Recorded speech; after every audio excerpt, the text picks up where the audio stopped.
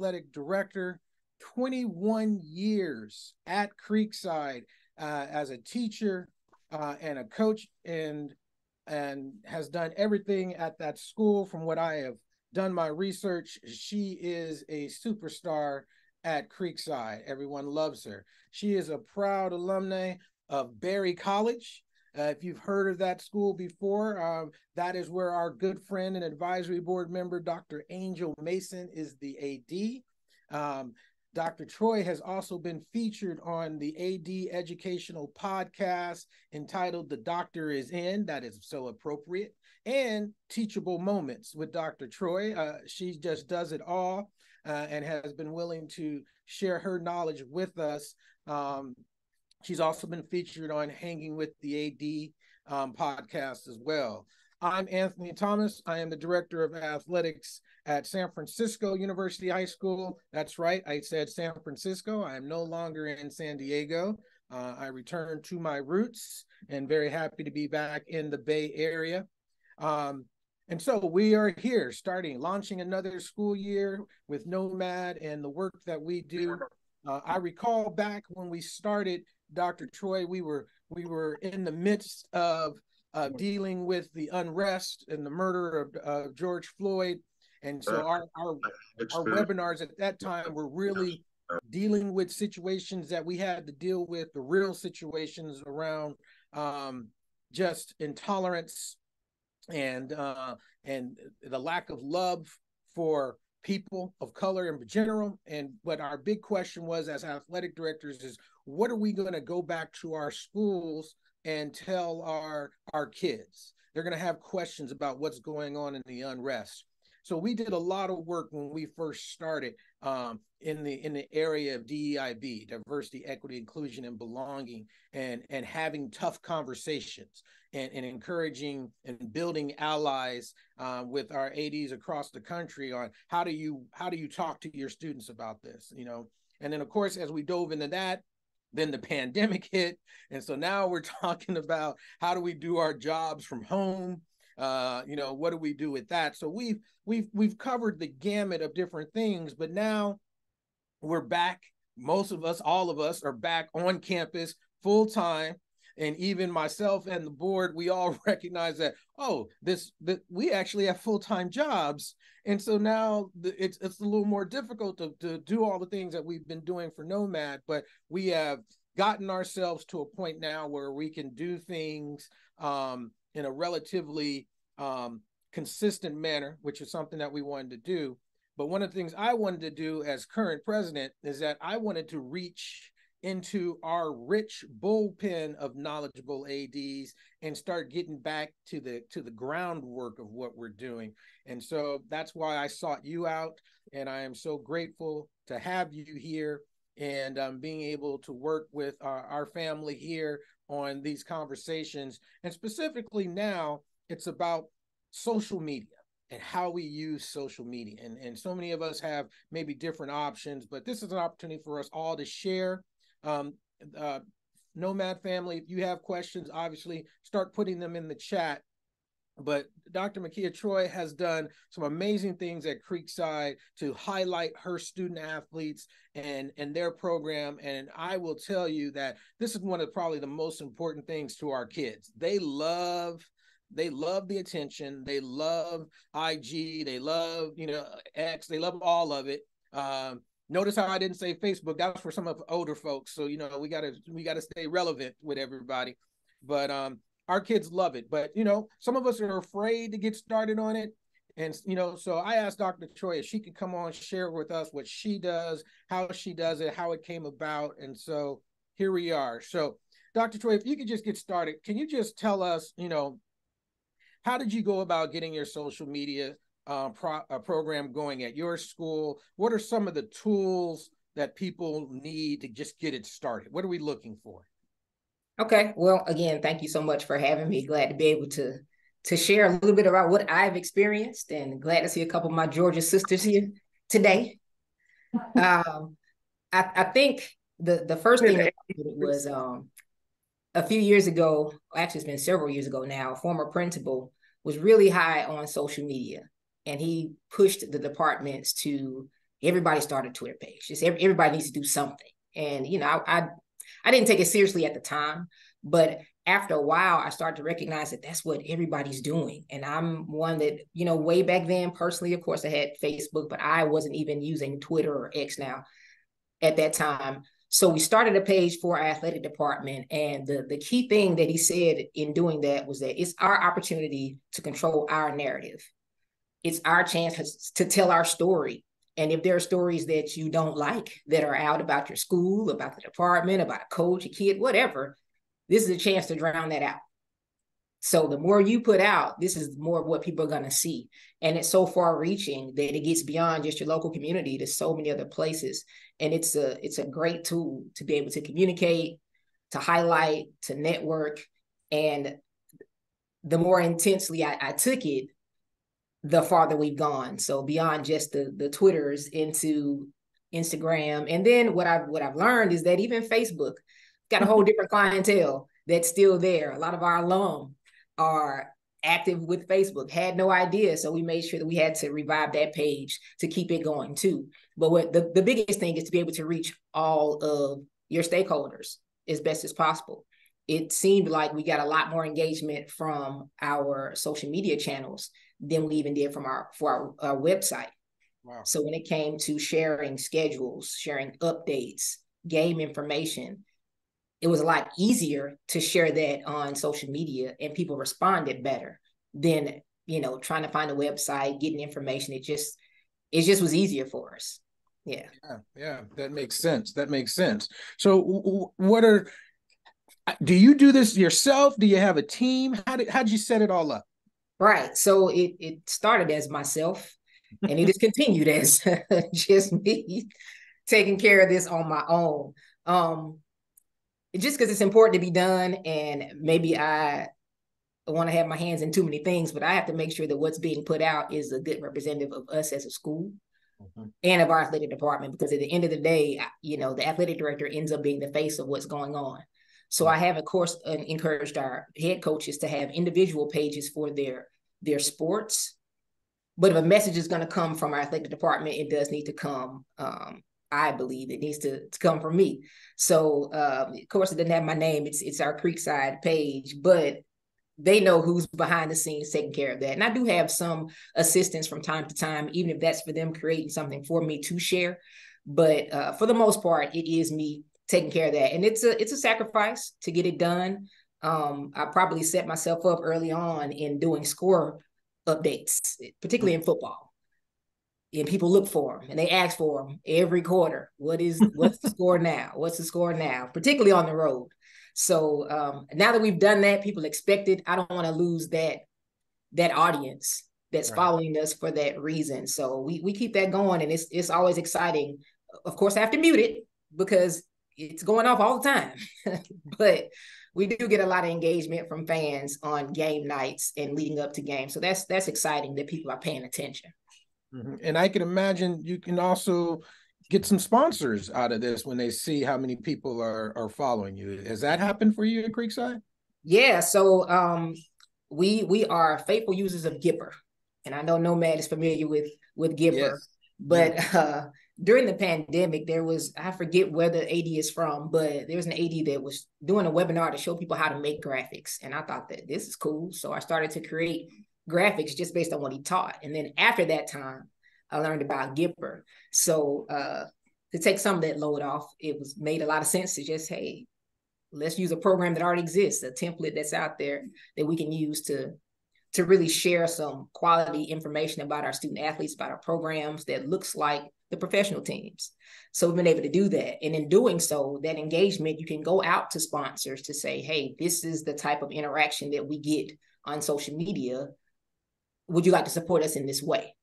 And of course, through Gipper, putting sponsor logos on some of those graphics, your schedules, things like that, it gets some more engagement with those sponsors locally for your community. So it's been a good thing to be able to attach the two, because everybody's looking for that picture, that shot, and the students as well.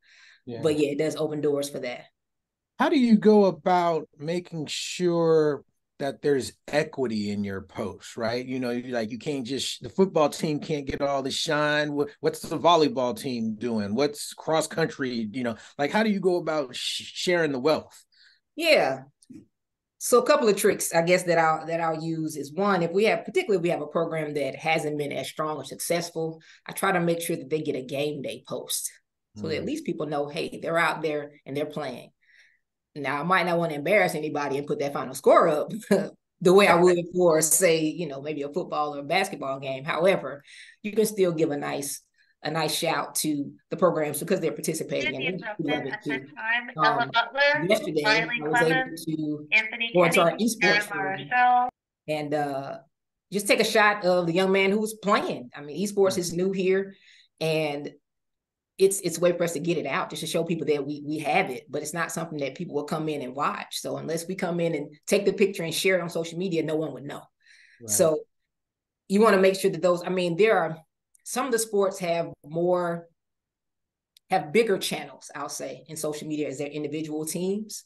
So it's my job, I believe, to make sure as an athletic department that we help that equity by making sure that those other sports are getting that same type of recognition, whether it's our dance team, our girls flag football team, which is still fairly new. We want to make sure that everybody gets a chance to be recognized. Absolutely. We had a quick question about esports, because there's esports is big out here in California, obviously, the land of technology. But do you consider that? Because I've always had this trouble with like, am I really going to give you a varsity letter for sitting in a chair? I don't know. Are they considered athletes, or is it a club for you at your school? No, this is a sponsored sport from our state association. Wow. So, when it came about, the interest was there, and we wanted to make sure that we had the resources to get it done here. So, I mean, you still get people that say, I don't know if that's a sport. We actually had a comment to come in on social media yesterday that I had to block, which you do have to do that sometime and monitor. We're going to get to that because I got some questions. People have their opinions about whether things are sports or not. It should be celebrated the same way. But yes, it is considered a varsity sport for us. Nice. And so I would imagine I've seen some rooms here in California where the esports teams, like, they have serious rooms with monitors all over the wall, Recaro sports seats, like they are taking it serious. I'm like, this is a real budget. But then you hear about these world competitions that some of these folks get into with these esports games where they're winning millions of dollars, and you're wondering what the heck. And now there's even colleges that are giving scholarships to these. So we laugh about these sports, but you especially when it gets to the point where kids can get to the next level on them, if you have the capacity to do it, I think it's worthwhile. Absolutely. So you talked about blocking some people. I'm sure we're living in a time where people get their courage up when they're anonymously putting stuff up. Is that a big problem for you when you're looking at chats? Do you have to shut it down, or do you open up the chat and let people comment on things, or how do you handle that? So usually I do. I mean, usually I do. We don't necessarily block things, but we monitor a little bit to make sure that, nothing that is not a good representation of us as a program or anything that's disparaging to our student athletes would be shared, from our platform. We don't want that. And you as an athletic director know, if you got something that's probably going to make people talk to control when you allow things to be said or not. Prime example, our football team, we took the challenge of traveling out to Mater Dei earlier this year to play a football game. It's a great trip, great experience, all but about 2 hours of football. So those score updates, they led to a lot of conversation. And just because I know the student athletes do read all of those comments, I had to monitor that a little bit more closely. And at some points, hey, let's just turn the commenting off on this particular post, because we do want people to know we're out here. Everybody didn't travel with us. We do want them to know what's going on. However, we don't want this to be taken advantage of as an opportunity to speak negatively about our student athletes, because it's still sports. It's life. You're learning whether you win or you lose. And we didn't want them to take that experience negatively just because of that. What's unique is with the Facebook, we've kept Facebook open because again, we have a lot of older alum that follow us. You know, school is 30 years old. We get, we got some older alumni now that follow what we do. So I don't want to get rid of it. However, there is this strange block of time on Friday nights before football or just before basketball where you get bots that pop up trying to advertise your game or trying to get your followers to click on erroneous links to your events. And I spend probably a good 20 minutes just blocking bots. But I'd rather do that than completely stop the channel because we have too much support there. So it's a part of it. I mean, it happens on Twitter sometimes as well. But yeah, you just have to pay attention to what's real. If you click on something, it looks like someone has 0 followers, but they're, presenting themselves to be the head of your state association, is probably not accurate. So it's easy to block someone. Right. So we all know, as athletic directors, we wear so many different hats and we're doing so many different things. One of my parents saw me driving the tennis team in the van. They're like, "Damn, you drive too?" I'm like, this is just the least of the things that I do, but thank you for acknowledging that. But do you have parent support? Like, how do you get all of the pictures that you need for social media? Do you have parents taking pictures and sending them to you? Do you keep them all in one file? I'm trying to give everybody, the big picture view of how do you manage all of these different things, because you need pictures to do social media. Even if you're using Gipper, it's a nice backdrop, but you got to throw somebody on there. True. In recent years, we've started to hire out photographers specifically for athletics for action shots. In the past, you would rely on even my own cell phone camera or maybe a student shot. But as it started to become more popular with students wanting to bring in their own photographers and things like that, and we needed to kind of curtail that to control who was on our sidelines and who was coming into games, it was easier for us to make sure that we just hired someone. So throughout our athletic department, we contract out a photographer that takes those shots and then sends them to me in a Dropbox folder. So we share them. And that way I can use them for our posts and share them out with the coaches and kids so they can make their own things too. They love to take their individual pictures to add to social media and put a quote, a Bible verse, something to make it seem so deep and profound, but they like that a lot too. So it's been good for us to be able to have access to the images in order to share with them. Yeah. And so when you first started this, what were the kids' reaction to this? Were they just excited? Like, how did they feel about it, initially? The students love it because they love themselves. They believe they're the greatest. So one thing I do try to do is make sure we don't always just highlight the stars of the game. Particularly, say football, the lineman might not get that action shot that the quarterback would or receiver would. So get some of those shots too and share them with your weekly schedules or your game day post on social media, because they need that love too, and it just gives us an opportunity to spread the wealth.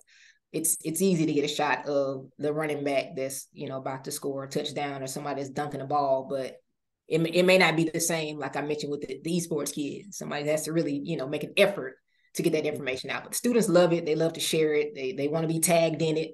And I'm sure as we are progressing in this day of NILs, this is going to be even more interesting. Oh yeah, that is coming. We're going to have you back for that one, because I'm sure that is coming to the high school world. We see it already in some areas, and you were down in Southern California playing Mater Dei, but their rival, St. John Bosco, already their football players get a little gift as part of being on that football program. So it is definitely coming to the high school level if you have those type of athletes. I said, when we started here at my school, we're a smaller private high school in San Francisco here. We started doing social media recently. And one of the things that I found invaluable is that when I started meeting with parents, that we have an incredible organized parent group. And so each team has a parent that, I don't know if they're not all professional photographers, but they just have the habit and they just love it. And so, for those of you who are like, how do I get this going? You meet with your parents, because I always try to convince parents, to be a part of the team without being on the team. I think that's really, keep parents, separate them as much as possible. So if you give them a job to do, then they stay out of your coach's way. And so we let them take pictures, and we do the same thing. We create drop boxes, and I can go in and take pictures. And there's a lot of different ways, you mentioned Gipper. Gipper is a proud sponsor of ours, so I don't mind giving them a little shout out. They're fantastic in supporting Nomad, but it makes it easier if you're looking for that professional quality post that you want. Gipper is certainly a tool that everyone uses. Is there any other type of technology or things that you use to make this more efficient for you, or things that you could pass on to our group here? I I'll add this to with social media is to find that separation between your athletic department and you as the athletic director, your brand and who you are and what you stand for. That's fine to be shared too. I mean, all our information is already out there anyway. So again, the same way you control the narrative for your athletic department, you control the narrative for yourself as an athletic director. In the beginning, the only channel that I had, we'll say with Twitter, X, whatever, during that time was our school's athletic department handle. And I was kind of, behind it, even if I wanted to share something about myself.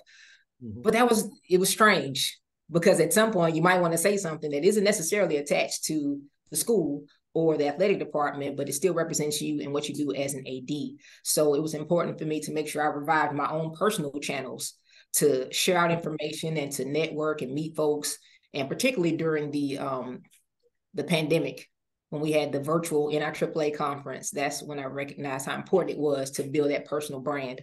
So in stretching that out and making sure that I had something that identified me as an athletic administrator that wasn't specifically just to, my school, because as much as I love it, it doesn't mean I'll be here forever. And you don't want to hide behind that channel. And, when you get an opportunity to go somewhere else, that's got to stay. You don't want that. So. Yeah, that's a great bit of advice. You mentioned that your principal at one point was like, "We got to get on this. Let's do this." Was there any approvals that you had to have? I'm thinking for our public school friends that do you have? Is this a board thing that you got to deal with? Like, are there any approvals, or can people just start going and not worrying about that? Yeah, our school district here in Fulton County really pushes social media a lot. They will share out anything that we share. They follow everybody's channels. They're really engaged on social media. So we were encouraged to do that from the district level on down. And I think it's a good thing. It gets our information out there. We do have social media policies pertaining to, of course, employee conduct, but student athlete conduct as well. As to how you represent yourselves. But aside from that, no, not really a whole lot of approvals. Common sense. Hopefully it's a little more common if you're representing a school and you don't do anything that you shouldn't. But there haven't been any additional approvals or things like that we needed to get this done. Nice. Is there any other way that you highlight student athletes, just in person programmatically, what you might do to highlight student athlete success?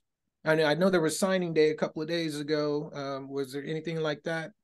Of course, yeah, we do represent them with signing days, senior nights, things like that. It's not necessarily social media, but another tech tool is using the Google Drive, Google Forms to get all that information in from them so that we have it and it's stored in a way that we can keep it on file for, years to come as it's necessary, and allow us to have some data to show what we've been able to accomplish as an athletic department. So I think that's important. And just making sure that they do feel recognized, from banquets to shout outs on the PA during games and things of that nature. So your student athletes of the week, that those are shouted out the same way our sponsors are throughout the games. Nice. That's great. All right. Well, we got through the time that I wanted to get to before I opened it up. So I want to just open it up to those of us who are with us today. Please, if you can unmute yourself if you have a question, or if there's something that you're doing that you want to share with us. We don't want to reinvent the wheel here, so there's always good ideas that we can learn from each other. That's great. So I'm going to give opportunities now for anybody to talk about what they might be doing. Just unmute yourself and go ahead. Omar, I see you first. Thank you, brother. Go ahead. Hey, everybody. Thank you, Dr. Troy, for being here and sharing your experience with social media. Here at St. Mary's, I noticed that Max Preps takes amazing photos of our kids, and then they post them and charge them $26.99 per photo. So one of the things we also added, all of our game photos we post on a Flickr account, and our kids have access to that Flickr account so that they can then access those photos. Families can access those photos, and all we ask is that they tag us in our social media campaigns so that we get more follows and things of that nature. But I just wanted to share that. Thanks, Omar. That's a great idea. Rob, go ahead. Thank you very much for everything and all the information you provided. We do a lot of that stuff. I've got a question. A lot of our teams, while we run our own social media as a department, a lot of our student athletes have created their own team pages that they control, that they have passwords to, that they're passing on to one another, right? So our seniors graduate, they pass it on to the juniors, they have it. And so I'm wondering how that takes a lot of extra management. It's not our page. We don't control it. And while we could shut it down and tell them we don't want it, they can recreate it just like that. So I'm wondering if you have what strategies you use to manage, if any of your teams do that, and what strategies you use to manage and oversee that. Well, one thing that our county does mandate is that when we do have the individual sport team pages, it does have to be run by an employee, an adult. So any fan page or team page that might be created, it can't be the official page. There are some. There are all types of high school barstool accounts and things that go on that we see, but we have to just make sure it's not officially us. So for us in our school district, we do have to utilize an adult to man those channels. And again, as I mentioned before, I think it's important to have access to that information so that it can be passed along to whomever the next person is. Unfortunately, sometimes you lose coaches. You don't want to lose your school's support in social media because a coach is gone. So you need access to that information too. Yeah. Thank you for that. Thanks, Rob. Crystal. Hello, Crystal Massenberg. I'm here in North Carolina at South Florida High School. So thank you all for the invite. It was good to hear all the great ideas. I'm also a huge fan of Gipper. I've been using Gipper since I've been here since the pandemic, so 2020. I also use Canva. I'm not sure if you guys have heard of Canva, but Canva is another free social media tool that I use. And Canva, I can move things a lot easier. Gipper is kind of loosening things up. But with Canva, I can move things around. Canva also allows me to make a video. So I had my parent meeting last night and I made a quick 1-minute video of all the winter sports. So just a quick little slideshow with music, some pictures that we had from last year, and the kids really seem to enjoy that. And I'm also posting it on my social media website just so they can kind of get fired up for the winter program. So that's just a little tidbit I wanted to share. Crystal, that's fantastic. Would you be willing to just give us a link to that so we can share that on our NOMAD website? If we're going to create an ideas section in our website, I'd love to be able to have some real life examples of how to get folks fired up for the upcoming season. That sounds really great. Thank you, Crystal. Gotcha. I'll put it in the chat. You're the best. Thank you. Jason, go ahead. Hello, everybody. This is Jason Malloy. I'm the athletic director at John Glenn High School in Michigan. Thank you guys for this. Is a great topic. Hold on, Jason. I want to make sure you can't steal none of my signs. I'm just joking. I'm a big Harbaugh fan. He's a California guy. I ain't. So it's okay. In our athletic department, we've been trying to use social media, and it's been working out well. So we use Gipper, we use Canva, and we also use Poster My Wall as a good one as well. So Poster My Wall is another good one that you can use. Along with our social media, we've been using the team pages as well. So we've been trying to coerce some of our non-technological coaches into having some of their kids help them run the page. So that's been a thing before I even got here. So we're still kind of monitoring that, making sure it doesn't get out of control. We still have the passwords to those. I also built a relationship with Jersey Mike. So they sent out an email. I actually was doing this before we even got on, but they send a whole bunch of stuff like certificates, free subs, and different things like that. So I actually had just gave it to some of our student athletes, a male and a female. We got a poster board that shows their picture in the hallway, and we send it on social media just to recognize being a student athlete. We have our coaches vote for it. Just like you said, Troy, like at the end of the day, the kids want to see themselves, the parents want to see themselves. So I think, it helps all of our athletic programs when we promote our kids and the things that we're doing. Yeah, that's great. Jason, can you share that poster one in the chat? That I hadn't heard of that before. That's great. Yeah, all those things are great. And you're right. That the sandwich places are always great when you're doing an athlete of the week or something. If you go to them, they'll give you sandwich all the time, if for a little shout out. So those are all great examples of being able to acknowledge our kids.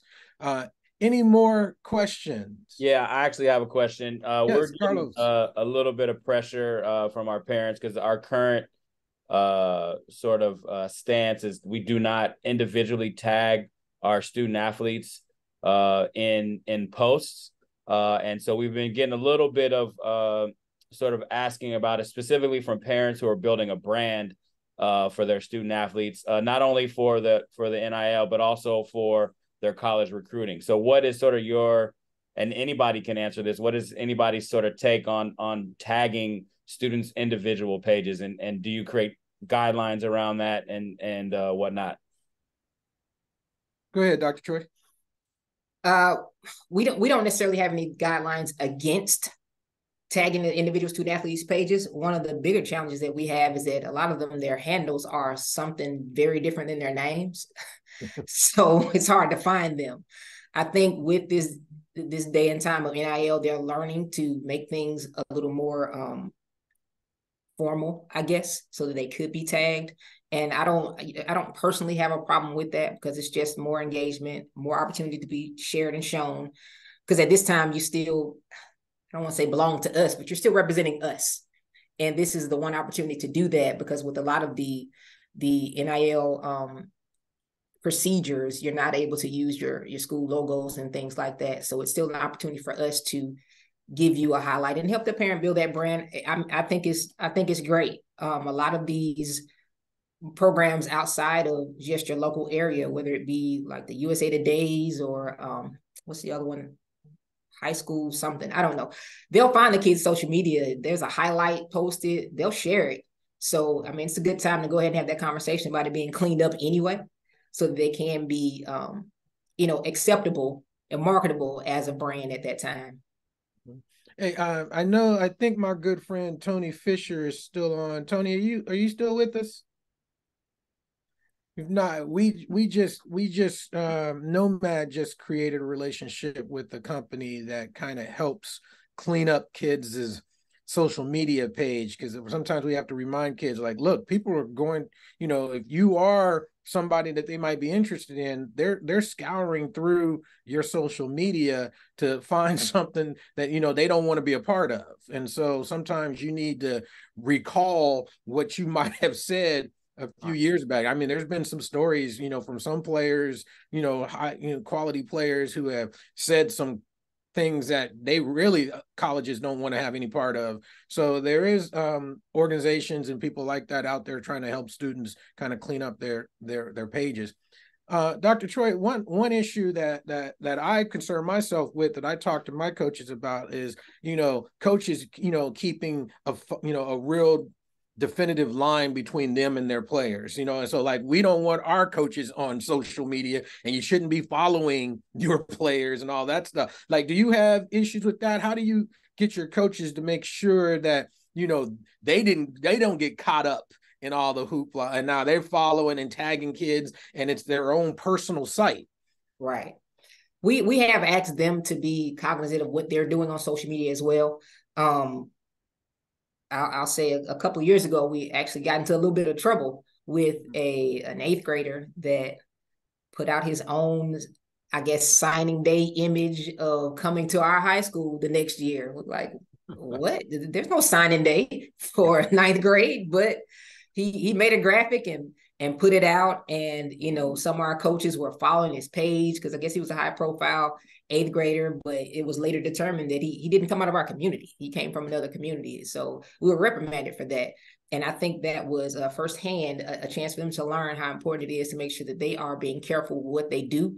You don't want anything to be seen as recruiting or undue influence that could be detrimental to the program just because of, some 14-year-old that can run fast or something like that. So I think it's important to make sure that, you can highlight a kid, your own kid or something they've done, but there's no reason to be following kids from across town and doing other things that could cause you to get in some trouble if that's what you're doing. Yeah. Thank you for that. Yeah, that's so true. My good friend Tony Fisher from Minneapolis Public Schools did throw that in the chat. That company that is now partnering with NOMAD is called Life Brand. And they do some really excellent work with making sure that kids' social media is where it needs to be when they get to the point of, and they're getting involved in recruiting to make sure that their stuff is clean. And I had trouble with it at first because I was like, well, if they already have some crazy stuff on there, maybe that's just who they are. But, kids make mistakes. And so we want to help them clean it up. So we're excited about partnering with them and trying to help kids. And that's what we're all about, really, right? Is we're trying to help kids, we're going to teach kids, and if they're going to make the mistake, let it be in high school when we can help them get through it so they can move on in life and be as successful as possible. So that's great. Is there anybody else that has a question? I have my hand up, Anthony. I was just going to say, in Michigan, they just made it part of our association that it is against the bylaws or the expectation to even be following 8th graders. So that became a thing of recent time, and it just passed and went through. Now the question is, how does our association monitor that? What does that look like? We don't know, but that came up as I sit on part of our what's called the Rep Council. It came up and then it passed just recently. Yeah. So I'm sure that all of our different state associations are starting to look at these things and trying to, get it under control as best they can. But definitely controlling our own community is about as much as we can do right now. Dr. Troy, is there any other tips that you can provide for those who haven't gotten it started, who want to get it started? What would be the first step? I'd say create the account. Create the account, one that you don't have to try to do everything at one time. If there is one place that you want to be your one-stop shop for social media, do that. If you're more comfortable with Instagram, or if you feel comfortable with Twitter/X, give it a shot. Go through and follow some of the programs and organizations that help us as ADs, the NIAAA, some of the podcasts that were mentioned earlier. Follow them. And maybe just start retweeting some of that information that's shared out just to get some content going. And there'll be a little bit more engagement that starts, and you'll see other things. Even the system itself makes suggestions about other follows, and you get a chance to take a look at, who those organizations are or who those people may be. And, just grow from there. It takes time, but it doesn't take that much time. Right. Yeah. So it doesn't have to be, every hour you're on. You can turn the notifications off. You don't have to have your phone going off all day. But just set some time to make sure the information gets out, to highlight your program, your student athletes, what you're doing well, just so that people know. It just tell your story. Yeah. And Dr. Troy, just give us a little information on Creekside. How big is your school? We are a school of about 1,700 students. Yeah, we are, currently 5A in Georgia, but things are shaking up. They're dropping the largest class. So we're about to be 4A for the next couple of years. We are a Title I school. I mentioned earlier, I think before everybody got on, I'm a graduate of Creekside High School. So it was a little different demographic when I was a student than it is now. But I'm still here trying to pour back in this community that raised me. So that's us. That's fantastic. And you don't have an assistant, right? It's just you, or how's your department? What's your department look like?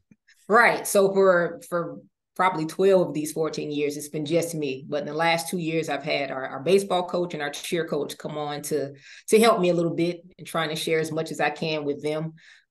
So that's been great to have that assistance. just to get some other things done around the building so I don't have to worry about every little detail. But I'm probably still worried about every little detail. I don't have to do everything. Absolutely. Well, that's good to hear, you know, because there's some athletic directors here in California that are still teaching, and then they get time, you know, a little time off block to try to run an athletic program. I still don't understand how that works. But I've done that too. So yeah. I know all the challenges. So to be able to try to do all of these things, it does take a lot of time. And so, well, I certainly appreciate the time you spent with us. I can't wait to hopefully meet you in Orlando and really get to hang out with you some more and glean off some more knowledge. I love the Doctors In episodes and everything like that. I've learned a lot from you, and we are just really, really grateful for you giving us this time today. And thank you very much. Is there any last little words, little tidbits you want to share before we let you go? I'll say just do it. Just jump in and tell your story. I love following and learning from athletic directors from across the country. It's been great to just network and grow and see what other people are doing well and to kind of just borrow ideas. So hopefully I'll find everyone here on social media. Absolutely. Well, you know, be on the lookout. We're going to have some NOMAD gear for you for doing this, and we appreciate you for that. And I just want to remind everyone, the week after Thanksgiving break, we'll be back on really to do a preview of the National Athletic Directors Conference and all of the activities that NOMAD will be involved with and sponsoring. Some of our members will be doing some workshops there. Rick Toon and I Rick Toon's from Punahou School in Honolulu, Hawaii, and I are doing a workshop on diversity, equity, inclusion, and belonging in your athletic department. There's a lot of different courses that Tony Fisher and Kevin Adams will be teaching. So there's a lot going on. We will have our suite again, which is always popular, the NOMAD suite over the weekend. So there'll be a lot that we want to share with you at our next our next gathering to get you ready for Orlando. So if anyone else has anything else they want to add or say, we want to get you out of here and get you back to your busy days. Again, we want to thank Dr. Troy for her time, and I wish everyone well. And I do have a question for Marcus. Do you have correspondence with your middle school in the area dealing with social media? So the question is, do you have correspondence with your middle school in your area, Dr. Troy, dealing with social media? Do you do anything with them? In our school, no, we don't do anything to share out the middle school, if that's the question. I don't know if I'm understanding it correctly, but they have their own social media channels as a separate entity from us. Mm-hmm. But they're active as well. Yeah, Marcus, is that what you were asking? I want to make sure you get the answer. Is Marcus still here? Yes, I got it answered. Okay, great. Yes. Thank you, Marcus. All right, folks. I hope you guys have a rest of your good week and enjoy your weekend. Dr. Troy will be in touch. Thank you again so much for your time, and I wish everybody a good day. Take care. Thanks for joining us today. Thank you. Thank you. All right. Bye. Thanks, Dr. Troy. Good job, Dr. Troy.